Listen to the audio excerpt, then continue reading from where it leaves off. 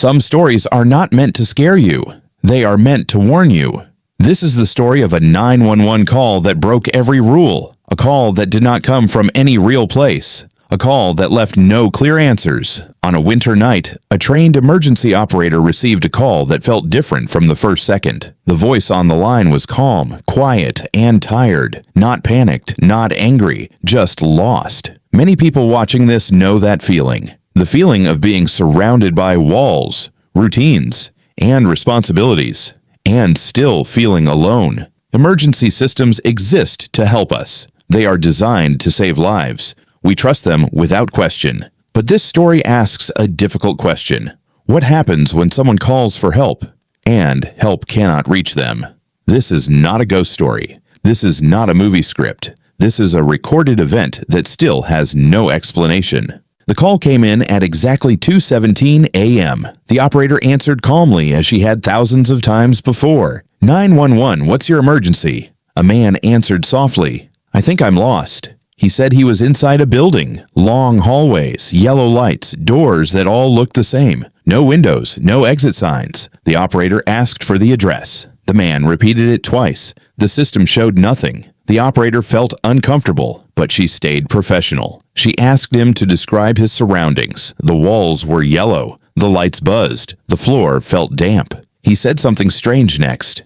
I don't think time works here. People over 40 understand how unsettling that sounds. Time is something we depend on. We plan our lives around it. The operator checked the call duration. The timer had stopped moving. The operator tried to trace the call. Nothing worked. No phone tower, no routing data, no location. For the first time in her career, the system gave her nothing. The man continued speaking calmly. He said the hallways felt endless, that doors moved when he wasn't looking, that the building felt alive. The operator asked if anyone else was with him. He answered quietly, I hear footsteps, but they aren't mine. The operator followed protocol. She told him to stay calm and keep talking. That's when the audio quality changed. A low breathing sound appeared on the line. Not mechanical, not static. Breathing.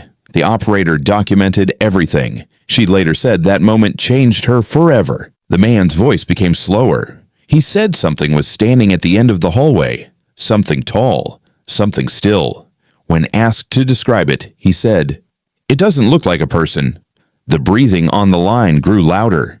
Then another voice spoke. It did not introduce itself. It did not scream. It simply said, listening.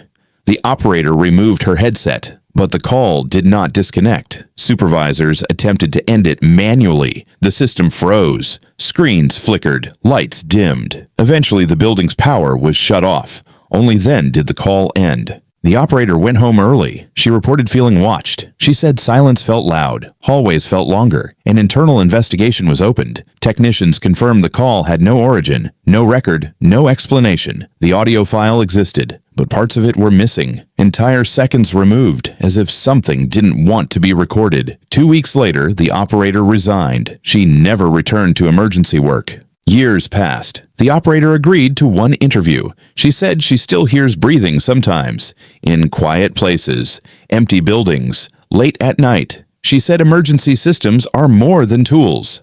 They are doors, she said, and doors work both ways. She refused to listen to the recording again. Emergency centers across the country later reported similar calls. Silent lines, heavy breathing, no location data, always at 2:17 a.m., always lasting 6 minutes. Experts offered no official explanation. Some believe these calls come from places outside normal space. Others believe they are psychological events triggered by stress. No theory has been proven. The final sound on the original recording is a whisper, not a scream, not a threat. A quiet request for help. The man's voice fades. The line goes silent. We believe we understand reality, but sometimes reality reminds us how fragile it is. Hallways, phones, doors, they connect more than just rooms. This story is not about fear. It is about listening. If stories like this interest you, stories that exist between fact and mystery, then this channel is for you. We share real cases, unexplained recordings, and true stories that still have no answers.